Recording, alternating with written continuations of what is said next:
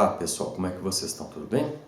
Estamos voltando aqui para mais uma semana de aula, né? Após esse hiato, né, que a gente teve em função, né, das provas que vocês tiveram e em função do recesso que a gente teve de uma semana. Então a gente está voltando aqui com as videoaulas que vão continuar aqui, né, no YouTube, mais as lives. A gente vai sempre ter esses dois formatos. Aqui vai ter parte do conteúdo, né, mais específico, as teorias, e na live a gente vai ter também um debate para vocês tirarem dúvidas, né, a gente trabalhar um pouco também esses conteúdos. Então a gente vai ter esses dois canais. Aqui vai ficar sempre fixo para vocês revisarem os conteúdos, para vocês verem de novo os vídeos e para vocês continuarem se informando, tá?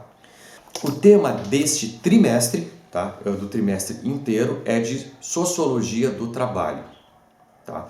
Este é o nosso tema central, é isso que a gente vai trabalhar esse trimestre e a gente vai tentar destrinchar esse conteúdo.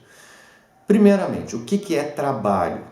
Tá? Essa é uma questão mais básica que a gente vai ter que discutir aqui, porque a gente tem que chegar, quando a gente vai discutir um tema, a gente tem que chegar num consenso sobre a natureza daquele conceito. Ou seja, quando a gente está falando de trabalho, todo mundo tem que entender da mesma forma o que é trabalho. Tá? Existem várias denominações de trabalho, né? Vocês vão ter na física, né, o que é trabalho, né, o conceito físico de trabalho.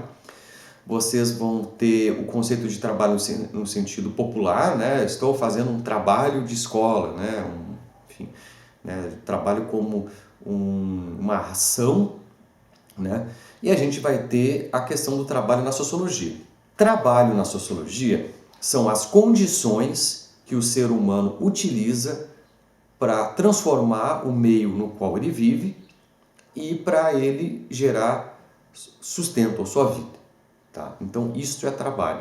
Então, trabalho a gente vai estar muito mais relacionado à atividade produtiva do que qualquer outra coisa. Então, quando a gente fala de trabalho em sociologia, né, trabalho em sociologia é isso.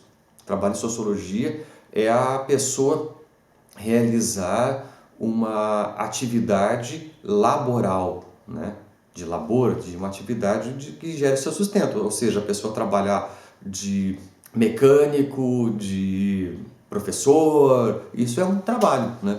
Eu estou realizando uma atividade, né, que tem que eu transformo alguma coisa, né, que eu gero algum tipo de ação no mundo e a partir disso eu sou remunerado e consigo gerar o meu sustento.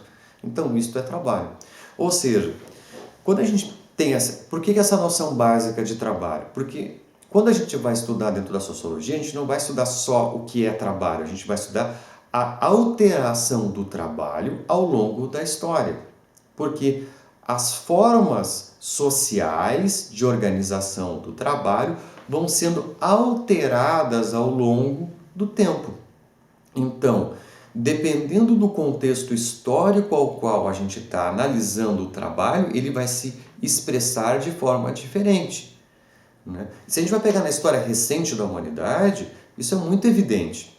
Né? A gente vai pegar agora, nos últimos 30 anos, o que era trabalhar na década de 80 até a década de 90 era uma coisa. A partir dos anos 2000 é outra e hoje é outra coisa.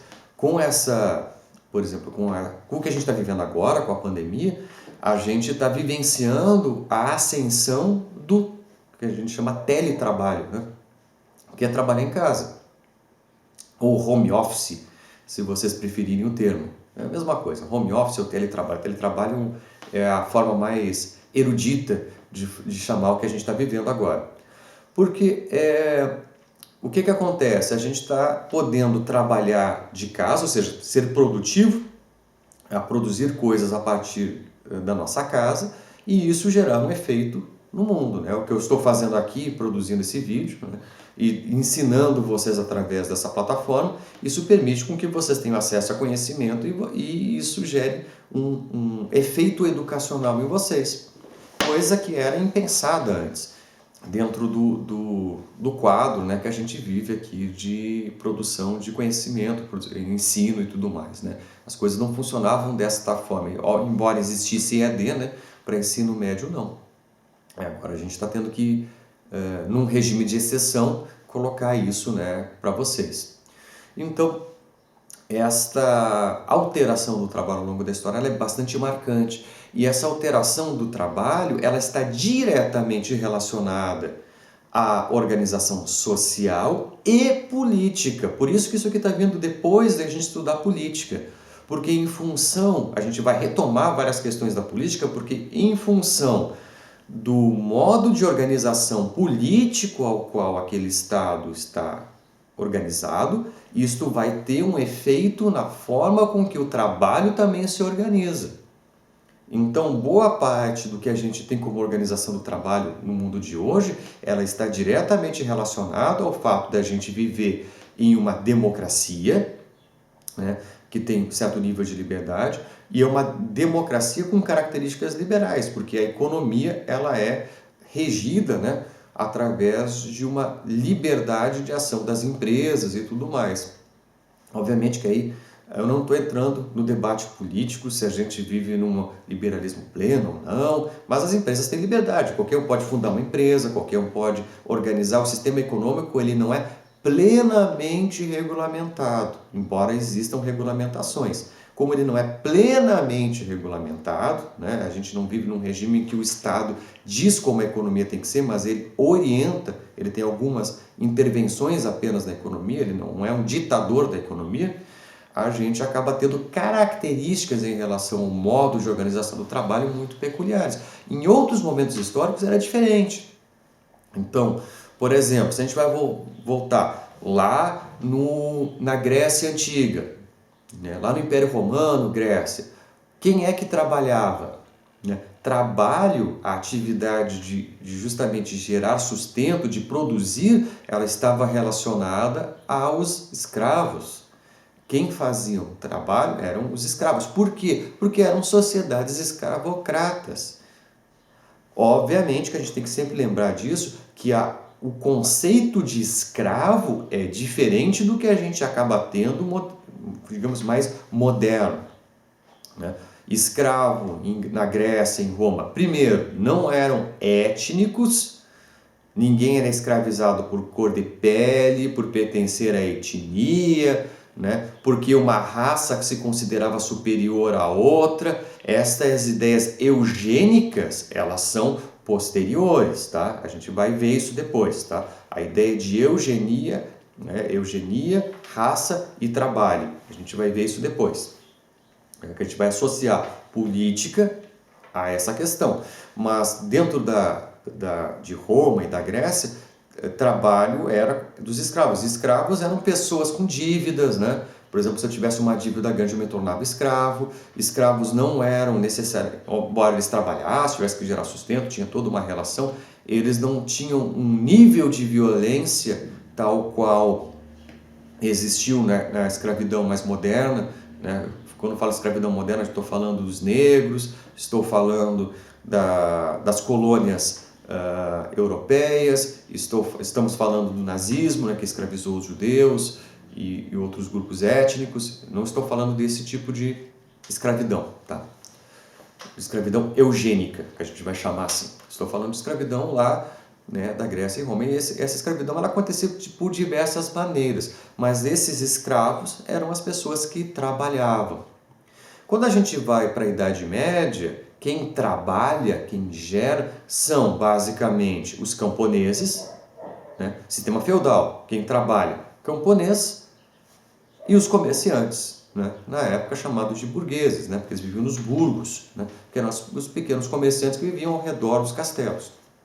Então, quem gerava, quem produzia bens, serviços e tudo mais eram essas pessoas. Eram basicamente os camponeses que produziam as comidas e os comerciantes que produziam, né, comerciantes e artesãos que produziam, né, e comercializavam bem os produtos, né, armas, joias e tudo mais. Eram essas pessoas que faziam isso. Então, essas eram as pessoas que trabalhavam.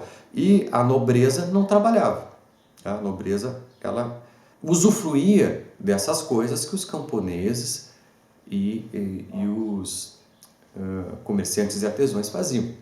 A forma com que o trabalho vai se apresentar e a forma política de organização, elas estão diretamente relacionadas. Então, se a gente estuda o trabalho, a gente está estudando política também, tá? Então, essas coisas, eu quero que fique bem claro isso, não estão dissociadas. E trabalho é isso, trabalho é aquilo que a gente faz para gerar sustento, né? Obviamente que sempre, toda época existem sempre classes sociais que a gente pode chamar de parasitárias.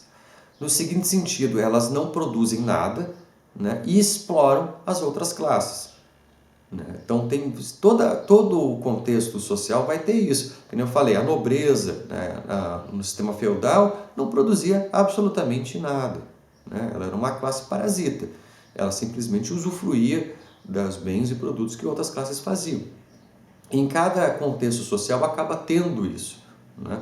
Então, quando a gente chega a um certo modo de organização, é sempre importante ver quais classes sociais efetivamente produzem aquilo que vai ser organizado na sociedade e qual não produz. E hoje, né, no contexto que a gente vive hoje, isso é mais complexo ainda, porque a gente acaba tendo dentro da organização do mundo, né, a automatização do trabalho, ou seja, são máquinas que estão que estão dentro do sistema produtivo. E essas máquinas, né, quando a gente tem, por exemplo, tem algumas empresas que conseguem ser praticamente 100% automatizadas, né, elas praticamente não tem ser humano trabalhando, tem só uma ou outra pessoa apertando o botão lá dentro. Quem faz a transformação dos produtos são as máquinas. A gente acaba tendo um nível de complexidade extra, né? Porque a gente acaba tendo uma sociedade automatizada, na qual o trabalho da sociedade é organizado por máquinas. E o ser humano acaba sendo dispensado desta dimensão de alterar, transformar o mundo, né? E gerar o seu sustento. Por isso que hoje, por exemplo, vocês já devem ter ouvido falar que a gente tem um debate sobre renda mínima, né, que é um debate bastante forte que está vindo a partir de agora, que é um pouco o que a gente está vivendo agora na pandemia, nesses auxílios emergenciais, esse tipo de coisa. Isso é um debate sobre renda mínima, que aí esse debate sobre renda mínima, né, existe, se ela é destinada apenas às pessoas que são mais pobres, né, que elas têm um complemento de renda, né, ou universal, né, todo mundo ganha isso, independente da classe social, do quanto ela ganha, todo mundo ganha essa renda mínima. Porque qual que é a moral da história? É que a gente, em função desse processo de automatização, de que muitas pessoas não conseguem ter emprego, que é o que a gente está vivendo agora, em função da pandemia, algumas pessoas, alguns tipos de trabalho não podem ser exercidos neste momento em função da quarentena, né? Então, algumas pessoas não podem trabalhar agora naquilo que sabiam fazer porque existe a quarentena. Essas pessoas, então, poderiam receber esse auxílio emergencial, poderiam receber essa renda extra para ficar em casa, né, para não trabalharem, então, para ter alguma renda. Então, esse debate tem a ver com isso, né, com essa ideia de automação e alguns empregos não poderem ser exercidos, ou no caso desse momento por causa da pandemia, ou no caso de uma máquina ocupar aquele espaço, né, de uma máquina fazer aquela função. Então, esses processos também geram uma outra forma de organização. Então, a gente tem um outro elemento que é adicionado aqui, que é a dimensão tecnológica, né? Então, vejam, quando a gente fala de trabalho, a gente está falando de política, está falando de tecnologia, está falando de sociedade. Essas coisas caminham de forma intrínseca, né? A gente vai falar, por exemplo, da Revolução Industrial, né? Que é a Revolução Industrial ela foi uma transformação radical na organização do trabalho. Porque o que foi a Revolução Industrial? Se construiu as indústrias, que é a associação entre humanos e máquinas, né? A gente começa a ter grandes máquinas que auxiliam na produção e precisa de uma grande mão de obra que trabalhe em conjunto com essas máquinas para acelerar o processo de produção industrial, para acelerar a produção de produtos, de bens e tudo mais. Isso acaba gerando inchaço das cidades, né? Então, todas essas dimensões, alteração política, social e tudo mais que acaba ocorrendo com a Revolução Industrial, isso a gente está falando em alteração na organização do trabalho. Então, acho que ficou claro que trabalho é uma questão complexa. Bom, por hoje a gente vai ficar com isso, né? Depois a gente vai ver, a gente vai começar a ver algumas características históricas do trabalho, como é que ele era visto, como é que ele não era visto, e aí com o tempo a gente vai tentando entender também essa forma de concepção do trabalho, que eu já adianto, né, vou dar spoiler um pouco das próximas aulas. O trabalho ele era visto como algo ruim, essencialmente ruim, no passado, e hoje ele é algo produtivo, né? A gente vê que o trabalho engrandece o homem, a gente tem essas frases todas, né, que tem a ver em grande medida com uma série de transformações sociais que aconteceram ao longo da história e em parte tem a ver com também uma transformação religiosa, né? Isso tem a ver com o protestantismo, com o luteranismo, né? E com essa concepção religiosa também. Então isso acaba alterando o que é visto como trabalho, a forma de organização do trabalho. A gente vai ver algumas obras aqui como Ética Protestante e o Espírito do Capitalismo, que é uma obra do Weber, que vai trazer algumas dimensões também relacionadas ao trabalho, tá? Então a gente vai fazer um mix aqui, tem bastante conteúdo aí aqui para esse trimestre, espero que vocês gostem, tá bom? Por hoje é isso, pessoal. Um grande abraço a todos, fiquem bem e nos vemos na próxima. Um grande abraço.